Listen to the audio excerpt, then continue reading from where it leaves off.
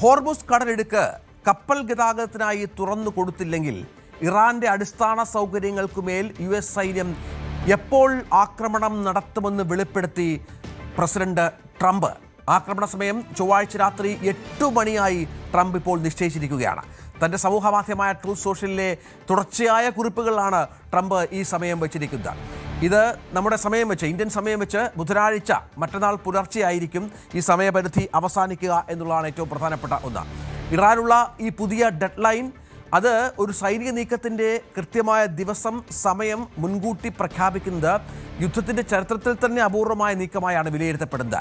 ഇറാനിൽ വെച്ച് തകർക്കപ്പെട്ട US വ്യോമസേനയുടെ F-15E വിമാനത്തിലെ ഉദ്യോഗസ്ഥനെ രക്ഷപ്പെടുത്തിയതിന് പിന്നാലെയാണ് ട്രംപിൻ്റെ ഈ ഭീഷണി എന്നുള്ളതാണ്. അതായത് ഇറാന്റെ പവർ സ്റ്റേഷനുകളും പാലങ്ങളും തകർക്കും. സൈനിക നീക്കം മാത്രമല്ല, കടുത്ത ശിക്ഷാ നടപടിയായിരിക്കുമെന്നും ട്രംപ് പറയുകയാണ്. ചൊവ്വാഴ്ചയെ power plant day, bridge day എന്നിങ്ങനെ വിശേഷിപ്പിക്കുകയാണ് ട്രംപ്. ഇറാന്റെ ഊർജ്ജ നിലയങ്ങളും പാലങ്ങളും തകർക്കുമെന്നാണ് അദ്ദേഹം പറഞ്ഞു വെക്കുന്ന പശ്ചാത്തലമുണ്ടാകുന്നത്. ഒപ്പം അസഭ്യവർഷം ഇറാനെതിരെ ട്രംപിന്റെ ഭാഗത്തുനിന്നുണ്ടാകുന്നു. കടലിടുക്ക് തുറന്നില്ലെങ്കിൽ നിങ്ങൾ നരകത്തിൽ ജീവിക്കേണ്ടി വരുമെന്ന് വീണ്ടും ആവർത്തിക്കുകയാണ്. കാത്തിരിക്കൂ, അല്ല അള്ളാഹുവിന് സ്തുതി എന്നും അദ്ദേഹം പറയുന്ന പശ്ചാത്തലമുണ്ട്. ഭ്രാന്തൻ തെണ്ടികളെ എന്നാണ് ഇറാൻ ഭരണകൂടത്തെ ട്രംപ് വിശേഷിപ്പിക്കുന്നത്. മറ്റു ചില വാക്കുകളൊക്കെ ഉണ്ട്, അത് നമുക്ക് പരസ്യമായി പറയാൻ പറ്റാത്ത വാക്കുകളാണ്. ഇത്തരത്തിൽ വലിയ തോതിലുള്ള രോഷം ഇറാനെതിരെ ട്രംപ് പ്രകടിപ്പിക്കുന്ന പശ്ചാത്തലം വളരെ പ്രധാനപ്പെട്ട ഒന്നാണ്. ഒപ്പം ഇന്ന് വളരെ പ്രധാനപ്പെട്ട ഒരു കരാറിലേക്ക് ഒരുപക്ഷെ എത്തിയേക്കാം എന്നും ട്രംപ് പറയുന്ന പശ്ചാത്തലവും നിർണായകമാണ്. അജയ് സുധാ ബിജു ഏറ്റവും പുതിയ വിവരങ്ങളുമായി ചേരും. അജയ്, ഇതിപ്പോൾ ട്രംപിൻ്റെ ഭീഷണി ഇതാദ്യമായല്ല. നമുക്കറിയാം, ട്രൂത്ത് സോഷ്യൽ എന്ന സമൂഹ മാധ്യമത്തെ ട്രംപ് കഴിഞ്ഞ കുറേ ദിവസങ്ങളായി ഉപയോഗിക്കുന്നത് ഈ യുദ്ധത്തിൻ്റെ കാര്യങ്ങൾ സംസാരിക്കാൻ വേണ്ടി മാത്രമാണ്, ഇറാനെ ഭീഷണിപ്പെടുത്താൻ മാത്രമാണ്. പക്ഷെ അതിനൊന്നും ഇറാൻ വഴങ്ങുന്നില്ല. ദാ ഇപ്പോൾ ഒരു പുതിയ സമയ പരിധി കൂടി നിശ്ചയിച്ചിരിക്കുകയാണ് ഈ ഭ്രാന്തൻ പ്രസിഡന്റ്. രഞ്ജിത്ത്, ഇപ്പോൾ നമുക്ക് ട്രംപിന്റെ പുതിയ പോസ്റ്റ് നോക്കുകയാണെങ്കിൽ അദ്ദേഹം കൂടുതൽ ഫ്രസ്ട്രേറ്റഡ് ആകുന്നു എന്ന് വേണം നമുക്ക് മനസ്സിലാക്കാൻ. ഇതിന്റെ ടൈമിംഗ് കൂടി നമ്മൾ പ്രത്യേകം ശ്രദ്ധിക്കേണ്ടതുണ്ട്. അതായത് ട്രംപ് കുറച്ച് ദിവസങ്ങൾക്ക് മുൻപേ ഹോർമുസ് കടലിടുക്കിന്റെ വിഷയത്തിൽ തങ്ങൾ ഇടപെടില്ല, കാരണം പശ്ചിമേഷ്യ വഴി തങ്ങൾ എണ്ണ ഗതാഗതം നടത്തുന്നില്ല, ഇതുവഴി ഗതാഗതം നടത്തുന്ന മറ്റ് രാജ്യങ്ങൾക്കാണ് ഇതിന്റെ ഉത്തരവാദിത്തമുള്ളതെന്ന് അദ്ദേഹം മാധ്യമങ്ങൾ വഴി പറയുന്നു. അതിന് പിന്നാലെ UN-ൽ ബഹ്റൈൻ ഒരു പ്രമേയം അവതരിപ്പിക്കാൻ വേണ്ടിയിട്ടുള്ള നീക്കങ്ങൾ നടത്തുന്നു. അതായത് ഹോർമുസ് കടലിടുക്ക് ഉടൻ തുറക്കണം എന്നാവശ്യപ്പെട്ടുകൊണ്ട്. എന്നാൽ ഈ ഒരു വിഷയത്തിൽ റഷ്യയുടെയും ചൈനയുടെയും വീറ്റോ പവർ അവർ ഉപയോഗിക്കുമോ എന്നുള്ള ആശങ്ക അവർക്ക് തീർച്ചയായിട്ടും ഉണ്ടായിരുന്നു. അപ്പോൾ ഇത് കാരണം മറ്റ് GCC രാജ്യങ്ങളുടെ പിന്തുണയോടെ റഷ്യയും ചൈനയും അനുനയിപ്പിക്കാനുള്ള ശ്രമങ്ങൾ നടക്കുന്നു. എന്നാൽ ചിലപ്പോൾ ഇത് വിജയിക്കാത്തത് കാരണമാകാം, അതിൽ ഔദ്യോഗികമായിട്ടുള്ള കൺഫർമേഷൻ ഒന്നും ലഭിച്ചിട്ടില്ല. എന്തൊക്കെയോ കാരണങ്ങൾ കൊണ്ട് കഴിഞ്ഞ ആഴ്ച നടക്കാനിരുന്ന ഹോർമുസ് കടലിടുക്കുമായി ബന്ധപ്പെട്ടിട്ടുള്ള പ്രമേയം അത് ഈ ആഴ്ചത്തേക്ക് മാറ്റിവെച്ചു. ഇത് ഏത് ദിവസമാണെന്ന് കൃത്യമായി നിശ്ചയിച്ചിട്ടില്ല, ഇനിയും ആ വോട്ടെടുപ്പ് നടക്കാൻ വേണ്ടിയിട്ട്. അപ്പോൾ ഈ ആഴ്ച ആ വോട്ടെടുപ്പ് നടക്കുമെന്ന് നമുക്ക് പ്രതീക്ഷിക്കാം. എന്തായാലും അതിനുശേഷം തീർച്ചയായിട്ടും ഗൾഫ് രാജ്യങ്ങളുടെ ഭാഗത്ത് നിന്ന് അമേരിക്കയ്ക്ക് ഒരു സമ്മർദ്ദം ഉണ്ടായിട്ടുണ്ട് എന്ന് വേണം നമുക്ക് മനസ്സിലാക്കാൻ. കാരണം അതിനുശേഷമാണ് ട്രംപ് ഈ ഹോർമുസ് കടലിടുക്ക് തുറക്കണം എന്ന് ഇറാനോട് പിന്നീട് കൂടുതലായി ആവശ്യപ്പെട്ടു തുടങ്ങിയത്. അതിനു മുൻപേ തങ്ങൾ ഇടപെടില്ല എന്ന് പറഞ്ഞ ട്രംപ് തന്നെ നിലവിൽ ഈ ഹോർമുസ് തുറക്കാൻ വേണ്ടി ഇറാന് സമയപരിധി നിശ്ചയിക്കുന്ന കാഴ്ചയാണ് നമുക്ക് കാണാൻ സാധിച്ചത്. അത് മാത്രമല്ല, ഈ ഹോർമുസ് മാത്രമല്ല, ബാബൽ മാൻഡേബ് എന്ന് പറയുന്ന ഈ സൂയസ് കനാലുമായിട്ട് അറേബ്യൻ സീയെ കണക്ട് ചെയ്യുന്ന, അതായത് ആഫ്രിക്കൻ വൻകരയ്ക്കും ഏഷ്യൻ വൻകരയ്ക്കും ഇടയിലുള്ള മറ്റൊരു കടലിടുക്ക് കൂടി ഉപരോധിക്കും എന്നുള്ള ഇറാന്റെ ഭീഷണി കൂടി ഇപ്പോൾ ഏറ്റവും അടുത്തുണ്ടായിരുന്നു. അപ്പോൾ അതോടുകൂടി തൻ്റെ നിയന്ത്രണം നഷ്ടപ്പെട്ടാണ് ട്രംപ് ഇത്തരത്തിൽ അസഭ്യ വർഷങ്ങൾ ഇറാന് നേരെ നടത്തുന്നത്. അതും ലോകത്ത് ഒരു രാഷ്ട്ര നേതാവും ഉപയോഗിച്ചുകൂടാത്ത, അത് നമുക്ക് പറയാൻ തന്നെ, പൊതുമധ്യേ പറയാൻ തന്നെ അറയ്ക്കുന്ന അത്ര മോശകരമായിട്ടുള്ള പരാമർശങ്ങളാണ് ട്രംപ് നടത്തിയിട്ടുള്ളത്. അദ്ദേഹം തീർച്ചയായിട്ടും ലോകത്തിലെ ഏറ്റവും ജനസംഖ്യയുള്ള 3ാമത്തെ രാഷ്ട്രത്തിൻ്റെ തലവനാണ്, ലോകത്തിലെ ആദ്യത്തെ ജനാധിപത്യ രാഷ്ട്രങ്ങളിൽ ഒന്നിൻ്റെ തലവനാണ്. അപ്പോൾ ഇത്ര വലിയ ചരിത്രങ്ങൾ കൈയാളുന്ന ഒരു രാജ്യത്തിൻ്റെ തലവൻ ഒരു ഏകാധിപതിയെ പോലെയാണ് നിലവിൽ സംസാരിക്കുന്നത് നമുക്ക് കാണാൻ കഴിയും. അദ്ദേഹം പ്രഖ്യാപിച്ചിട്ടുള്ള 48 മണിക്കൂർ സമയപരിധി മറ്റന്നാൾ, അതായത് ബുധനാഴ്ച പുലർച്ചെ 5:30 ഇന്ത്യൻ സമയം 5:30 അവസാനിക്കുന്നത്.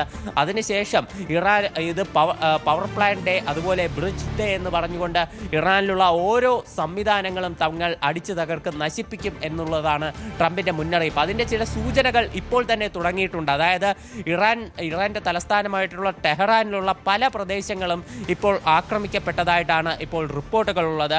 ഇറാന്റെ തലസ്ഥാനമായിട്ടുള്ള ടെഹ്റാനുള്ളിൽ തന്നെ ബഹറിസ്ഥാൻ എന്ന് പറയുന്ന പ്രവിശ്യയിൽ 13 മരണം നിലവിൽ ഇപ്പോൾ കുറച്ച് മണിക്കൂറുകൾക്ക് മുൻപേ നടന്നിട്ടുള്ള ആക്രമണങ്ങൾ റിപ്പോർട്ട് ചെയ്തിട്ടുണ്ട്.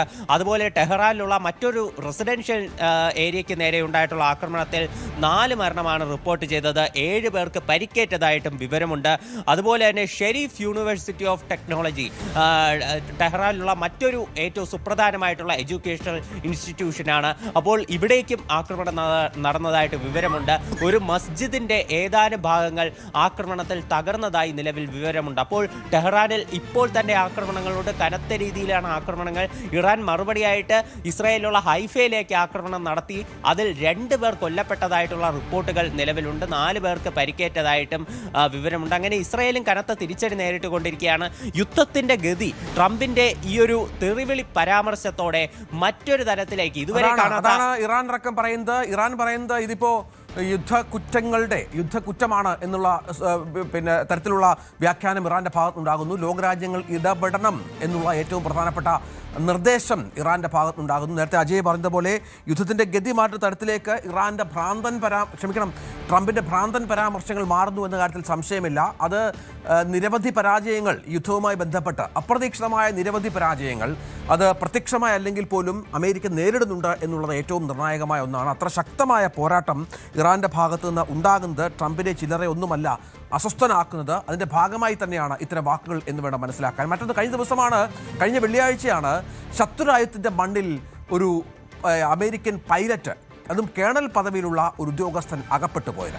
ഈ പൈലറ്റിനെ ഒരുപക്ഷെ ഇറാന്റെ പക്കൽ കിട്ടിയിരുന്നുവെങ്കിൽ അതൊരു വിലപേശൽ തന്ത്രമായി ഇറാൻ ഉപയോഗിക്കുകയും യുദ്ധത്തിന്റെ ഗതി മാറ്റാൻ അത് ഉപയോഗപ്പെടുത്തുകയും ചെയ്യും എന്നുള്ള വലിയ ഞെട്ടലായിരുന്നു അമേരിക്ക. അതോടുകൂടി അതീവ രഹസ്യമായി അതിശക്തമായ നീക്കത്തിലൂടെയാണ് ഈ പൈലറ്റിനെ രക്ഷപ്പെടുത്താനായത് അമേരിക്ക എന്നുള്ള ഏറ്റവും പ്രധാനപ്പെട്ട ഒന്നാണ്. ഇറാന്റെ വ്യോമയാന പ്രതിരോധ സംവിധാനങ്ങൾ തകർത്ത് ഇറാൻ F-15 ഈ യുദ്ധവിമാനത്തിലുണ്ടായിരുന്ന 2ാമത്തെ ഉദ്യോഗസ്ഥനെയും രക്ഷപ്പെടുത്താൻ ഇപ്പോൾ അമേരിക്കയ്ക്ക് സാധിച്ചു എന്നുള്ളത് അവർക്ക് ആശ്വാസകരമായ ഒന്നാണ്. ഈ വിമാനത്തിൻ്റെ വെപ്പൺ സിസ്റ്റം ഓഫീസറായിരുന്നു ഈ 2ാമത്തെ പൈലറ്റ്. ആദ്യ പൈലറ്റിനെ നേരത്തെ രക്ഷപ്പെടുത്തിയെങ്കിലും ഈ 2ാമത്തെ ദൗത്യത്തെ ബാധിക്കുമെന്ന ഭയത്താൽ അത് അമേരിക്ക ഔദ്യോഗികമായി സ്ഥിരീകരിക്കാതെ രഹസ്യമായാണ് ഈ ഓപ്പറേഷൻ നടത്തിയത് എന്നുള്ളതാണ് ഏറ്റവും പ്രധാനപ്പെട്ട ഒന്ന്. ഇറാന്റെ ദുർഘടമായ പർവ്വതനിരകളിൽ നിന്നാണ് ഈ ഇദ്ദേഹത്തെ കണ്ടെത്തിയത് എന്നുള്ള വിവരങ്ങൾ കൂടിയാണ് ഇപ്പോൾ പുറത്തുവിടുന്നത്. അതായത് ഈ പാരച്യൂട്ടിൽ ഈ വിമാനം ഇറാൻ വെടിവെച്ചിട്ടപ്പോൾ പാരച്യൂട്ടിൽ ഇയാൾ താഴെ ഇറങ്ങുന്നു. അതിനുശേഷം ഈ പർവ്വതനിരകളിലേക്ക് ഇയാൾ മാറുകയും മറ്റും ചെയ്യുന്നു. ഈ കേണൽ അതിനുശേഷം പ്രത്യേക സിഗ്നലിംഗ് സംവിധാനത്തോടു കൂടി അമേരിക്കൻ സൈനികരെ താൻ ഇവിടെ ഉണ്ട് എന്ന് വിവരം അറിയിക്കുന്നു. ഇതൊക്കെ ഈ സൈനിക പരിശീലനത്തിൻ്റെ ഭാഗമായി ഈ കേണൽ ലഭിച്ച അറിവിൻ്റെ ഒരു പ്രത്യേക തരത്തിലുള്ള രീതിയിൽ തന്നെയാണെന്നുള്ളതാണ്. Survival, evasion, resistance and escape എന്ന പരിശീലനമാണ് അമേരിക്കൻ സൈനികർക്കും മറ്റും സവിശേഷമായി നൽകുന്നത്. അതിൻ്റെ വിജയമാണ് ഇതെന്നാണ് ട്രംപ് വിശേഷിപ്പിക്കുന്നത്. ഒപ്പം ഈ പൈലറ്റ് സുരക്ഷിതനാണ് എന്നും ട്രംപ് പറയുന്ന ഒരു പശ്ചാത്തലം കൂടിയുണ്ട്. ഇത് വലിയ നിർണായകമായ ഒരു ദൗത്യമായിരുന്നല്ലോ അജയ് അമേരിക്കയെ സംബന്ധിച്ചിടത്തോളം. കാരണം ഇറാന്റെ കയ്യിൽ ഈ പൈലറ്റിനെ കിട്ടിയിരുന്നെങ്കിൽ യുദ്ധത്തിൻ്റെ ഗതി മാറ്റാൻ വിലപേശൽ തന്ത്രത്തിലൂടെ ഇറാന് സാധിക്കുമായിരുന്നു. തീർച്ചയായിട്ടും ഈ പൈലറ്റ് ഈ വിമാനം തകർന്ന് അദ്ദേഹം ഈ പാരച്യൂട്ട് വഴി വന്ന് ഇറങ്ങിയ ലൊക്കേഷൻ തന്നെ തീർച്ചയായിട്ടും നിർണായകമായിട്ടുള്ള ഏറ്റവും ദുർഘടം പിടിച്ച ഇറാനിലുള്ള ഒരു സ്ഥലമാണ്. കാര്യം ഇറാന്റെ തെക്കൻ മേഖലയിലാണ് ഈ പൈലറ്റ് ലാൻഡ് ചെയ്തിരിക്കുന്നത്. ഇറാന്റെ തെക്കൻ മേഖല എന്ന് പറഞ്ഞാൽ ഹോർമുസ് കടലിടുക്കിനോട് വളരെ ചേർന്നുള്ള മേഖലയാണ്. ഇറാന്റെ ഈ പ്രദേശം എന്ന് പറയുന്നത് നിരവധി മലനിരകളും അതുപോലെ തന്നെ പാറക്കെട്ടുകളും ഉൾപ്പെടെ അടങ്ങിയിട്ടുള്ള ഒരു പ്രദേശമാണ്. ഇവിടം കടന്നാൽ പിന്നീട് മരുഭൂമിയാണ്. അതൊക്കെ കഴിഞ്ഞ് വേണം ഇറാന്റെ പ്രധാനപ്പെട്ട ജനവാസ മേഖലകളിലേക്ക് എത്തിച്ചേരാനുള്ളത്. അപ്പോൾ ജനവാസ മേഖലകളിൽ നിന്ന് ഇത്രയധികം അകലെ വളരെ ദുർഘടം പിടിച്ച ഒരു സ്ഥലത്താണ് ഈ പൈലറ്റ് വീണത്. ആ 2 പൈലറ്റുമാരും ഇവിടെ തന്നെയാണ് വീണത്. എന്നാൽ ആദ്യത്തെ പൈലറ്റിനെ ഈ അപകടം നടന്ന ആദ്യത്തെ മണിക്കൂറുകൾക്കുള്ളിൽ തന്നെ രക്ഷിക്കാൻ സാധിച്ചു. ഇസ്രായേൽ സേനയുടെ കൂടി ഒരു സഹായത്തോടു കൂടിയാണ് ഈ പൈലറ്റിനെ രക്ഷിക്കുകയുണ്ടായത്. എന്നാൽ ഈ 2ാമത്തെ പൈലറ്റിനെ രക്ഷിക്കാനുള്ള ദൗത്യം അത് വളരെയധികം ദുർഘടം പിടിച്ചതായിരുന്നു. പ്രത്യേകിച്ച് ഈ അപകടം നടന്നത് പകൽ സമയത്താണ്. ഇറാനിലെ പകൽ സമയത്തായതിനാൽ തന്നെ ആ സമയത്ത് രക്ഷാപ്രവർത്തനം നടത്തിക്കൊണ്ടിരുന്ന US വിമാനങ്ങൾക്ക് നേരെ, പ്രത്യേകിച്ച് ഹെലികോപ്റ്ററുകൾക്ക് നേരെ ഉൾപ്പെടെ ഇറാനിയൻ പോലീസിന്റെയും അതുപോലെ തന്നെ സൈന്യത്തിന്റെയും ഭാഗത്ത് നിന്ന് വെടിവെപ്പുകൾ ഉണ്ടായിരുന്നു. അതിന്റെ ദൃശ്യങ്ങളടക്കം സാമൂഹിക മാധ്യമങ്ങൾ വഴി വൈറലായതാണ്. അതായത് US-ന്റെ ഹെലികോപ്റ്ററുകൾക്ക് നേരെ വെടിവെക്കുന്ന ദൃശ്യങ്ങൾ. പ്രത്യേകിച്ച് ഈ മിഷൻ അത് ട്രംപ് നിലവിൽ അവകാശപ്പെടുന്നത് പട്ടാപ്പകൽ തന്നെ അവിടെ നിന്ന് ഈ സൈനികനെ റെസ്ക്യൂ ചെയ്തുകൊണ്ട് വന്നു വന്നു എന്നാണ് പറയുന്നത്. എന്തായാലും നിലവിൽ ഏത് സമയത്താണ് എന്നുള്ളത് വ്യക്തമായിട്ടില്ല. എങ്കിലും വളരെ ഒരു സങ്കീർണതയോടെയാണ് ഈ കാര്യം കൈകാര്യം ചെയ്തിരിക്കുന്നത് നമുക്ക് കാണാൻ കഴിയും. പ്രത്യേകിച്ച് റഡാറിന്റെ കണ്ണിൽപ്പെടാതെ വളരെ താഴ്ന്ന് പറന്നുകൊണ്ടാണ് വിമാനങ്ങൾ ഈ രക്ഷാപ്രവർത്തനം നടത്തിയത്. അങ്ങനെ താഴ്ന്നു പറക്കുമ്പോഴുള്ള മറ്റൊരു അപകടം എന്ന് പറയുന്നത് ഇറാനിയൻ സേനയുടെയും പോലീസിന്റെയും കണ്ണിൽപ്പെടാനുള്ള സാധ്യതയുണ്ട്. അങ്ങനെയുള്ള വെടിവെപ്പിന്റെ ദൃശ്യങ്ങളാണ് നമ്മൾ നേരത്തെ സൂചിപ്പിച്ചത്. അപ്പോൾ ഇത്തരത്തിൽ ഒരു റഡാറിന്റെ കണ്ണിൽപ്പെടാതെ വളരെ താഴ്ന്ന് ഭൂമിയോട് ചേർന്ന് എന്നാൽ ശബ്ദം കേൾക്കാത്ത വളരെ സൗണ്ട് പ്രൂഫ് ആയിട്ടുള്ള, അതായത് മുമ്പ് പാകിസ്ഥാനിൽ ബിൻ ലാദനെ വധിച്ച മിഷനൊക്കെ നമുക്കറിയാം, അതിൽ ഉപയോഗിച്ചതും ഏതാണ്ട് സമാനമായിട്ടുള്ള വിമാനങ്ങളാണ്. അതായത് റഡാറിന്റെ കണ്ണിൽപ്പെടാതെ താഴ്ന്നു പറന്ന് അതേസമയം ശബ്ദം ജനവാസ മേഖലകളിലേക്ക് കേൾക്കാത്ത രീതിയിലുള്ള വിമാനങ്ങൾ, ഹെലികോപ്റ്ററുകൾ ഇവ ഉപയോഗിച്ചുകൊണ്ടുള്ള ഒരു റെസ്ക്യൂ മിഷൻ തന്നെയാണ് നടത്തിയത്. ഈ ഒരു റെസ്ക്യൂ മിഷനെ സംബന്ധിച്ചുള്ള കൂടുതൽ വിശദാംശങ്ങൾ ഇന്ന് അമേരിക്കൻ സമയം ഉച്ചയ്ക്ക് 1 മണിയോടുകൂടി ട്രംപ് ഷെയർ ചെയ്യുമെന്നാണ് അറിയിച്ചിട്ടുള്ളത്. അദ്ദേഹം ആർമി ഓഫീസിലെത്തി സൈനികരുമായി ചർച്ച നടത്തിയതിന് ശേഷം ഇതിന്റെ വിശദാംശങ്ങൾ പങ്കുവയ്ക്കുമെന്ന് അദ്ദേഹം അറിയിച്ചിട്ടുണ്ട്. ഇന്ത്യൻ സമയം ഇന്ന് അർദ്ധരാത്രിയോടെ നമുക്ക് കൂടുതൽ വിവരങ്ങൾ ലഭ്യമാകുമെന്നാണ് പ്രതീക്ഷ. തീർച്ചയായും. പക്ഷെ അതിനിടയിൽ അമേരിക്ക പ്രതീക്ഷിക്കാത്ത തരത്തിലുള്ള വലിയ കനത്ത നാശനഷ്ടങ്ങൾ സംഭവിച്ചു എന്നുള്ള വിവരം കൂടി വാഷിംഗ്ടൺ പോസ്റ്റ് അടക്കമുള്ള മാധ്യമങ്ങൾ പുറത്തുവിടുന്നുണ്ട്. പൈലറ്റിനെ രക്ഷപ്പെടുത്തിയെങ്കിൽ പോലും അത്യാധുനിക ആയുധങ്ങളും വിമാനങ്ങളും ശത്രുക്കളുടെ കയ്യിൽ അകപ്പെടാതിരിക്കാൻ അമേരിക്കയ്ക്ക് സ്വന്തം വിമാനങ്ങൾ പോലും സ്ഫോടനത്തിലൂടെ തകർക്കേണ്ടി വരുന്ന പശ്ചാത്തലം ഉണ്ടാവുകയായിരുന്നു. കാരണം അത്രത്തോളം വലിയ പ്രതിരോധമാണ്, അത്രത്തോളം വലിയ ആക്രമണമാണ് ഇറാന്റെ ഭാഗത്ത് നിന്ന് ഈ ദൗത്യത്തിനിടെ ഉണ്ടായത് എന്നുള്ളതാണ്. 2 MC-130J ഒപ്പം ട്രാൻസ്പോർട്ട് വിമാനങ്ങൾ സാങ്കേതിക കാരണങ്ങളാൽ കുടുങ്ങിപ്പോയതിനെ തുടർന്ന് അവ സ്ഫോടനത്തിലൂടെ നശിപ്പിക്കുകയായിരുന്നു എന്നുള്ള വിവരങ്ങളാണ് ഇപ്പോൾ പുറത്ത് വരുന്നത്. ഇറാനിൽ നിന്ന് പിൻവാങ്ങുന്നതിനിടെ ഈ വിമാനങ്ങൾ ഉപേക്ഷിക്കാൻ സൈന്യം നിർബന്ധിതരായതായി വാൾ സ്ട്രീറ്റ് ജേർണലും റിപ്പോർട്ട് ചെയ്യുന്നു. ദൗത്യത്തിനായി മാരകമായ ആയുധങ്ങൾ ഘടിപ്പിച്ച ഡസൻ കണക്കിന് വിമാനങ്ങൾ അമേരിക്ക അയച്ചിരുന്നുവെന്ന് ട്രംപ് വെളിപ്പെടുത്തി. ഇറാഖ് യുദ്ധത്തിന് ശേഷം ഇതാദ്യമായാണ് ശത്രു രാജ്യത്ത് വെച്ച് US യുദ്ധവിമാനങ്ങൾ തകർക്കപ്പെടുന്നത്. നേരത്തെ 2003 ചരിത്രം നമ്മൾ ഓർത്താൽ ഇറാഖ് മിസൈൽ ആക്രമണത്തിൽ US-ന്റെ A-10 തണ്ടർബോൾട്ട് വിമാനം തകർന്ന പശ്ചാത്തലമാണ്. അതിനുശേഷം ആദ്യമായാണ് മറ്റു രാജ്യത്ത് വെച്ച് ഇത്തരമൊരു വലിയ നഷ്ടം ഇറാൻ ഉണ്ടാകുന്നത് എന്നുള്ളതാണ് ലഭ്യമാകുന്ന വിവരം. ഏതായാലും ഇത് അമേരിക്കയെ സംബന്ധിച്ചിടത്തോളം അത്ര ശുഭകരമായ ഒന്നല്ല. ഇപ്പോൾ തന്നെ വലിയ എതിർപ്പ് അമേരിക്കയിൽ ഉണ്ടാകുന്നുണ്ട്. ട്രംപ് ഈ യുദ്ധത്തിന് ഇറങ്ങി പുറപ്പെട്ടതുമായി ബന്ധപ്പെട്ട് ഇത്തരം സംഭവങ്ങൾ കൂടി വരുമ്പോൾ അത് മറ്റു തലത്തിലേക്ക് അമേരിക്കൻ ജനത എടുക്കുമെന്ന കാര്യത്തിൽ സംശയമില്ല. അജയ്, ഈ നഷ്ടങ്ങൾ അമേരിക്കയ്ക്ക് സംഭവിക്കുന്നത് അപ്രതീക്ഷിതമായാണ്. പലപ്പോഴും കോടിക്കണക്കിന് രൂപ വിലയുള്ള വിമാനങ്ങൾ തകർക്കേണ്ടി വരിക എന്ന് പറയുന്നത് അമേരിക്കയെ സംബന്ധിച്ചിടത്തോളം അത്ര പെട്ടെന്ന് മറക്കാവുന്ന ഒന്നല്ല. രഞ്ജിത്ത്, നമ്മൾ മുമ്പ് പലതവണ സൂചിപ്പിച്ചതുപോലെ അമേരിക്ക ഇറാനെ വല്ലാതെ അണ്ടർ എസ്റ്റിമേറ്റ് ചെയ്തു എന്ന് വേണം ഇതിൽ നിന്നെല്ലാം മനസ്സിലാക്കാൻ. ആദ്യം ഒന്നും ആലോചിക്കാതെ ഒരു എടുത്തുചാട്ടം എന്ന് തന്നെ പറയാം. പ്രത്യേകിച്ച് ഒരു പ്ലാനുമില്ലാതെ ഒരു ഗതിയില്ലാത്ത രീതിയിലാണ് ഈ യുദ്ധം മുന്നോട്ട് പോകുന്നത് നമുക്ക് കാണാൻ സാധിക്കും. അല്ലെങ്കിൽ അമേരിക്കയുടെ മുൻ നീക്കങ്ങളൊക്കെ അനുസരിച്ച് കുറച്ച് ദിവസങ്ങൾക്കുള്ളിൽ തന്നെ വളരെ തന്ത്രപ്രധാനമായ എന്തെങ്കിലുമൊക്കെ ആക്രമണങ്ങൾ നടത്തി ഒരു ഡീലിൽ എത്തിച്ചേരുക, അല്ലെങ്കിൽ ഒരു വെടിനിർത്തൽ കരാറിലേക്ക് എത്തിച്ചേരുക, ഇതെല്ലാമാണ് നമ്മൾ ഇതിനിടയ്ക്ക്, അതായത് ഒരു ഇറാഖ് യുദ്ധത്തിന് ശേഷം പിന്നീട് ഇത്തരം ആക്രമണങ്ങളാണ് നമ്മൾ കൂടുതലായി കണ്ടിട്ടുള്ളത്. അതിന് പല ഉദാഹരണങ്ങളടക്കമുണ്ട്. പക്ഷേ ഇപ്പോൾ ഉണ്ടായിട്ടുള്ള ഈ ആക്രമണത്തിൽ കൃത്യമായ ഒരു ലക്ഷ്യം കാണാനാകാതെയാണ് അമേരിക്ക മുന്നോട്ട് പോകുന്നത് നമുക്ക് കാണാൻ സാധിക്കും. ഇപ്പോൾ കഴിഞ്ഞ ദിവസം 2 ദിവസം മുൻപേ ഉണ്ടായ ആക്രമണത്തിൽ ഒരു F-15E വിമാനം, അതുപോലെ തന്നെ ഒരു A-10 വാർത്തോഗ് വിമാനം, ഇത് രണ്ടും തന്നെ അമേരിക്കയുടെ ബില്യൺ കണക്കിന് ഡോളറുകൾ വിലയുള്ള വിമാനമാണ്. മാത്രമല്ല അതിന് പുറമെയാണ് അമേരിക്ക സെൽഫ് ഡിസ്ട്രക്ട് ചെയ്ത് കളഞ്ഞ MC-130J എന്ന് പറയുന്ന വിമാനം. ഇത് അമേരിക്കയുടെ ഓരോ വിമാനങ്ങളിലും ഒരു സെൽഫ് ഡിസ്ട്രക്ഷൻ ഫെസിലിറ്റി ഉണ്ട്. അതായത് ശത്രുക്കളുടെ കയ്യിൽ ഈ വിമാനം അല്ലെങ്കിൽ ഈ സംവിധാനം പെടും എന്നുള്ള അവസ്ഥ എത്തിയാൽ ഇതിനെ ഒരു സെൽഫ് ഡിസ്ട്രക്ഷനിലൂടെ, സ്ഫോടനത്തിലൂടെ നശിപ്പിക്കുക. പല സ്പേസ് മിഷനുകളിലും ഇത്തരമൊരു സാങ്കേതിക വിദ്യ ഉപയോഗിച്ച് തുടങ്ങിയിട്ടുണ്ട് പണ്ട് മുതൽ തന്നെ. അതായത് ഈ സ്പേസ് എയർക്രാഫ്റ്റ് ജനവാസ മേഖലകളിലേക്ക് വീഴും എന്നുള്ള ഒരു സ്റ്റേജ് എത്തുമ്പോൾ ഇത് സെൽഫ് ഡിസ്ട്രക്ട് ചെയ്ത് ആകാശത്ത് വെച്ച് തന്നെ നശിപ്പിച്ച് കളയുക. ഈ ഒരു ഫെസിലിറ്റിയാണ് ഇവിടെയും അമേരിക്ക ഉപയോഗിച്ചിട്ടുള്ളത് നമുക്ക് കാണാൻ സാധിക്കും. അപ്പോൾ ഇത്തരത്തിൽ ബില്യൺ കണക്കിന് തുകയുടെ വിമാനങ്ങൾ അത് ഇറാന്റെ ആക്രമണത്തിൽ തന്നെ നശിച്ചു. അതുപോലെ അമേരിക്ക സെൽഫ് ഡിസ്ട്രക്ട് ചെയ്ത് കളഞ്ഞ ഈ വിമാനങ്ങൾ, അത് തീർച്ചയായിട്ടും ഇപ്പോൾ ഒരു ഏകദേശ കണക്ക് നോക്കുകയാണെങ്കിൽ ഒരു ഇന്ത്യൻ മണി വെച്ച് ഒരു മാസത്തെ അമേരിക്കയുടെ യുദ്ധ ചെലവെന്ന് പറഞ്ഞാൽ ഒരു ദിവസം തന്നെ $1 ബില്യൺ. തിരിച്ചു വരാം അജയ്, തുടരുക. ഏതായാലും ആ ഒരു ഓഡിയോ പ്രശ്നം ഒന്ന് പരിഹരിക്കേണ്ടതുണ്ട്. അതിനിടയിൽ അമേരിക്കയുടെ ഈ വിജയത്തെ ഇറാൻ പാർലമെന്റ് സ്പീക്കർ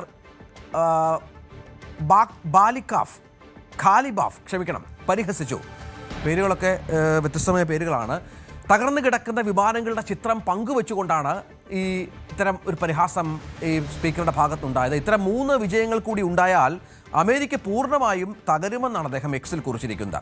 ശത്രുവിൻ്റെ കയ്യിൽ ആധുനിക യുദ്ധവിമാനങ്ങൾ എത്താതിരിക്കാനാണ് തങ്ങൾ അവ നശിപ്പിച്ചതെന്ന വാദത്തെ ഇറാൻ പൂർണ്ണമായും തള്ളിക്കളയുകയാണ്. കാരണം ഇസ്ഫഹാനിൽ അമേരിക്കൻ പൈലറ്റ് രക്ഷിക്കാനുള്ള നീക്കത്തിനിടെ C-130 ട്രാൻസ്പോർട്ട് വിമാനവും 2 ബ്ലാക്ക് ഹോക്ക് ഹെലികോപ്റ്ററുകളും ഉൾപ്പെടെ നിരവധി വിമാനങ്ങൾ തകർത്തായി ഇസ്ലാമിക് റവല്യൂഷണറി ഗാർഡ് കോർപ്സ് അവകാശപ്പെട്ടു.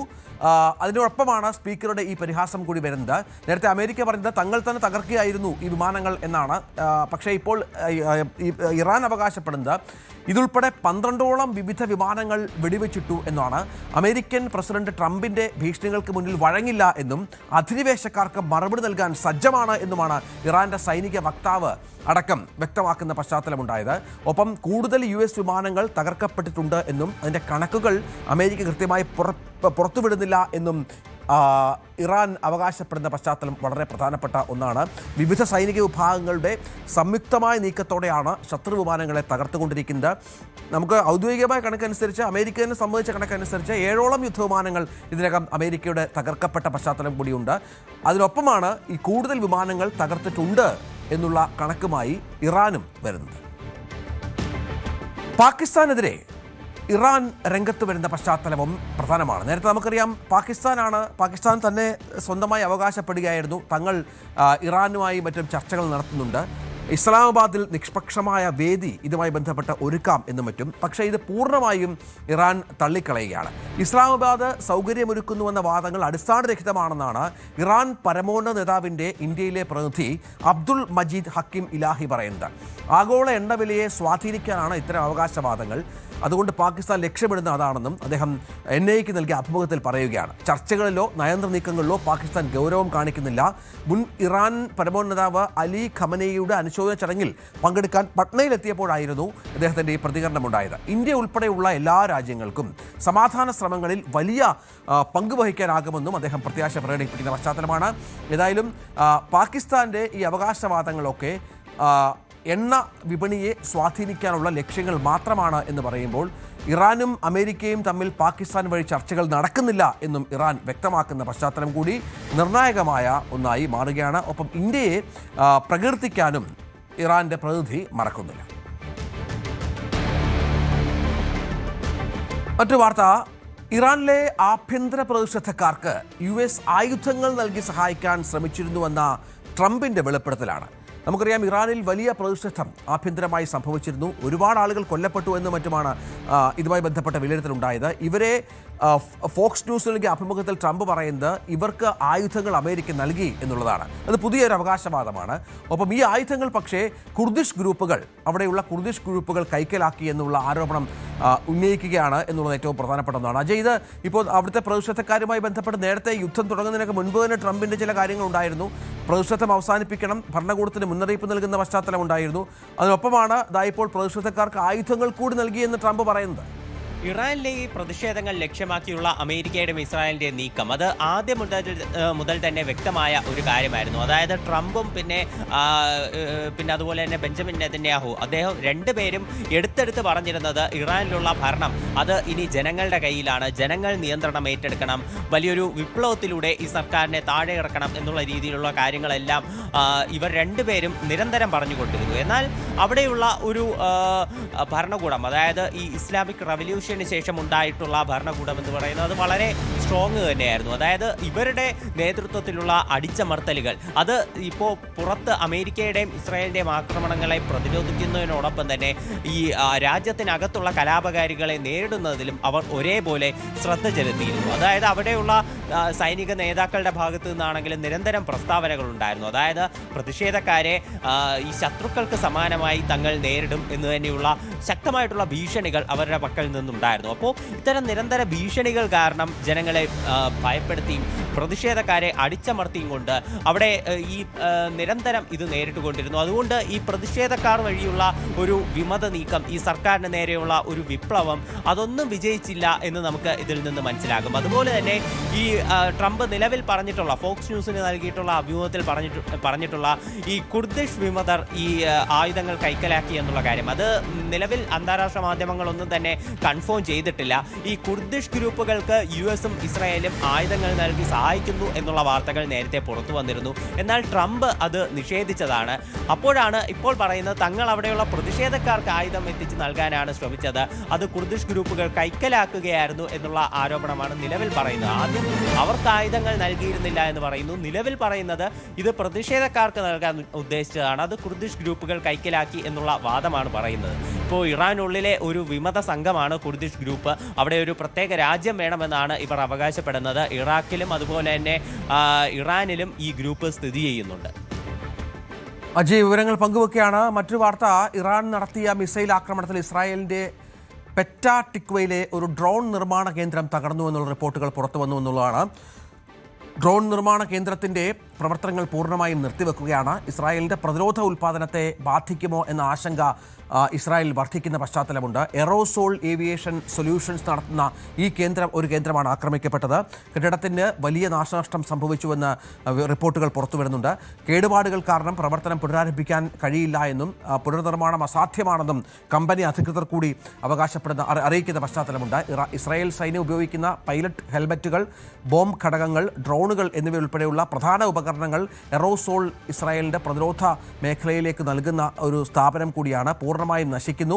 മറ്റൊരു മേഖലയിലേക്ക് ഈ കേന്ദ്രം മാറ്റി സ്ഥാപിക്കാനുള്ള ശ്രമങ്ങൾ കൂടി ഇപ്പോൾ കമ്പനി നടത്തുന്നു എന്നുള്ള വിവരങ്ങളാണ് പുറത്തു വരുന്നത്. ഏതായാലും ഇസ്രായേലിലും ഇറാന്റെ ആക്രമണം അതിശക്തമായി തുടരുന്നു എന്നുള്ളതിന്റെ സൂചന കൂടിയാണ് ഇത്. മറ്റൊരു വാർത്ത, വളരെ പ്രധാനപ്പെട്ട ഒരു തീരുമാനം ഇറാന്റെ ഭാഗത്ത് നിന്ന് ഉണ്ടാകുന്നു എന്നുള്ളതാണ്. ഹോർമുസിൽ കപ്പലുകൾക്ക് പണം ഇറാൻ ഈടാക്കി തുടങ്ങിയത് കഴിഞ്ഞ ദിവസമാണ്. അത്തരം റിപ്പോർട്ടുകൾ പുറത്തു വന്നത്. ഇത് നിയമവിധേയമാക്കാനുള്ള തീരുമാനമായി ഇറാൻ രംഗത്ത് വരികയാണ്. യുദ്ധത്തിൽ നേരിട്ട നഷ്ടം ഇതിലൂടെ തിരിച്ചു പിടിക്കുക എന്നുള്ളതാണ് ഇറാന്റെ ലക്ഷ്യം എന്ന് മനസ്സിലാകുന്നു. നമുക്കറിയാം, അന്താരാഷ്ട്ര തലത്തിൽ വലിയ നയതന്ത്ര പ്രാധാന്യമുള്ളൊരു പ്രദേശമാണ് ഹോർമുസ്.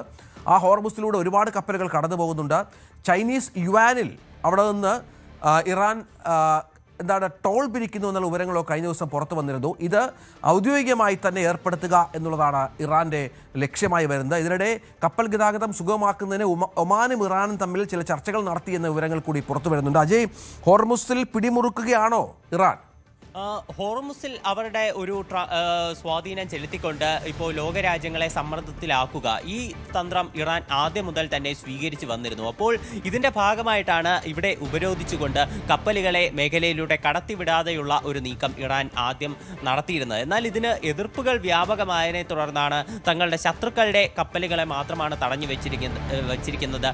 സുഹൃത്ത് രാജ്യങ്ങളുടെ കപ്പലുകൾക്ക് ഇതുവഴി സുഗമമായിട്ട് യാത്ര ചെയ്യാം എന്നൊക്കെ ഇറാൻ പറഞ്ഞത്. എന്നാൽ ഇപ്പോൾ യുദ്ധം അത് കൂടുതൽ ദിവസങ്ങൾ നീണ്ടുപോവുകയാണ്. അതിൻ്റെ ചെലവുകളും വർദ്ധിച്ചുകൊണ്ടിരിക്കുകയാണ്. അമേരിക്കയുടെ ചെലവിൻ്റെ കാര്യം നമ്മൾ നേരത്തെ സൂചിപ്പിച്ചിരുന്നു. ഇറാനും അതുപോലെ തന്നെ കനത്ത ചെലവും അതുപോലെ തന്നെ വലിയ ഒരു ആയുധങ്ങളുടെ ഉപയോഗം എല്ലാം നടത്തുന്നുണ്ട്. അപ്പോൾ ഇത് കാരണം ഇതുവഴി പണം പിരിച്ചുകൊണ്ട് തങ്ങളുടെ ഒരു ചെലവ് അത് ഒന്ന് കൈപ്പിടിയിൽ ഒതുക്കുക, ഇതാണ് ഇറാന്റെ നിലവിലുള്ള തന്ത്രം എന്ന് പറയുന്നത്. ഇതിനു മുൻപേ ഇപ്പോൾ ഇറാൻ നിരന്തരമായി പറഞ്ഞുകൊണ്ടിരിക്കുന്നത്, അതായത് മുൻപ് ഇറാൻ മുന്നോട്ട് വെച്ച 5 ഉപാധികളിലാണെങ്കിലും പിന്നീടുള്ള അവരുടെ പല നേതാക്കളുടെയും പരാമർശത്തിലാണെങ്കിലും ഇറാൻ എടുത്തു പറഞ്ഞുകൊണ്ടിരുന്നത് തങ്ങളുടെ രാജ്യത്ത് ഇപ്പോൾ ഈ യുദ്ധം കാരണം ഉണ്ടായിട്ടുള്ള നാശനഷ്ടങ്ങൾക്ക് വേണ്ട നഷ്ടപരിഹാരം നൽകണം എന്നുള്ള വ്യവസ്ഥ അത് ഇറാൻ എടുത്തു പറഞ്ഞിരുന്നതാണ്. അപ്പോൾ തീർച്ചയായിട്ടും വലിയൊരു സാമ്പത്തിക പ്രതിസന്ധി അത് ഇറാനുണ്ട്. ഇതിനു മുൻപേ, ഈ യുദ്ധം ആരംഭിക്കുന്നതിന് മുൻപേ തന്നെ നിരവധി ഉപരോധങ്ങൾ കാരണം രാജ്യത്ത് വലിയ പ്രതിസന്ധികൾ ഉണ്ടായിരുന്നു.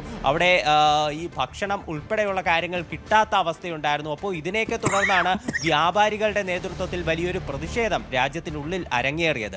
അപ്പോൾ നിലവിൽ സാമ്പത്തിക പ്രതിസന്ധി, അന്താരാഷ്ട്ര ഉപരോധങ്ങളെ തുടർന്ന് സാമ്പത്തിക പ്രതിസന്ധിയിലൂടെ കടന്നു പോകുമ്പോഴാണ് നിലവിൽ ഈ യുദ്ധം കൂടി അവർക്ക് വലിയൊരു തിരിച്ചടിയായി വന്നിരിക്കുന്നത്. അപ്പോൾ ഈ ഒരു കാര്യത്തിലൂടെ കടന്നു പോകുന്നതിനാലാണ് നിലവിൽ ഹോർമുസ് കടലെടുക്ക് വഴി ഈ പണം പിരിക്കാൻ, അതായത് ഒരു ടോൾ പിരിവ് നടത്തി കപ്പലുകളിൽ നിന്ന് പണം ഈടാക്കാനുള്ള ഒരു നീക്കത്തിലേക്ക് ഇറാൻ പോകുന്നത്. നിലവിൽ അതിന് പാർലമെന്റ് കമ്മിറ്റിയുടെ അംഗീകാരം ലഭിച്ചിട്ടുണ്ട്. ഇതൊരു നിയമമായി കൊണ്ടുവന്ന് ഔദ്യോഗികമായി ഇനി അങ്ങോട്ട് ഈ നടപടി തുടരാനാണ് ഇറാന്റെ നീക്കം. അതേസമയം ഈ ഒരു നടപടിയിൽ നിന്ന് പിന്നോട്ട് പോകാൻ വേണ്ടിയിട്ട് ഒമാന്റെ നേതൃത്വത്തിൽ ഇറാനുമായി ചർച്ചകൾ നടക്കുന്നു എന്നുള്ള കാര്യങ്ങൾ കൂടി നിലവിൽ പുറത്തു വരുന്നു. ശരി അജയ്, സുധാ, ബിജു വിവരങ്ങൾ പങ്കുവച്ചുകൊണ്ടിരിക്കുകയാണ്. ഇതിനിടയിൽ പശ്ചിമേഷ്യ സംഘർഷം ഇങ്ങനെ തുടരുന്ന സാഹചര്യത്തിൽ ഇസ്രായേലിലേക്കുള്ള എല്ലാ വിമാന സർവീസുകളും മെയ് 31 വരെ എയർ ഇന്ത്യ നിർത്തിവെച്ചു എന്നുള്ള വിവരങ്ങൾ കൂടി പുറത്തു വരുന്നുണ്ട്.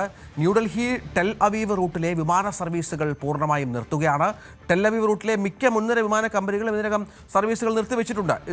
ഇതിന് തുടർച്ചയായാണ് ഇപ്പോൾ അത്തരമൊരു നീക്കത്തിലൂടെ എയർ ഇന്ത്യയും കടക്കുന്നത്. ചില നിയന്ത്രിതമായ സർവീസുകൾ മാത്രമാണ്, ഇസ്രായേലി വിമാന കമ്പനികൾ മാത്രമാണ് കടുത്ത നിയന്ത്രണങ്ങളോടെ സർവീസ് നടത്തുന്നത് എന്നാണ് ലഭിക്കുന്ന വിവരം. ഏതായാലും എയർ ഇന്ത്യ ഇസ്രായേലിലേക്കുള്ള സർവീസുകൾ പുതിയ പശ്ചാത്തലത്തിൽ നിർത്തിവെച്ചിരിക്കുകയാണ്.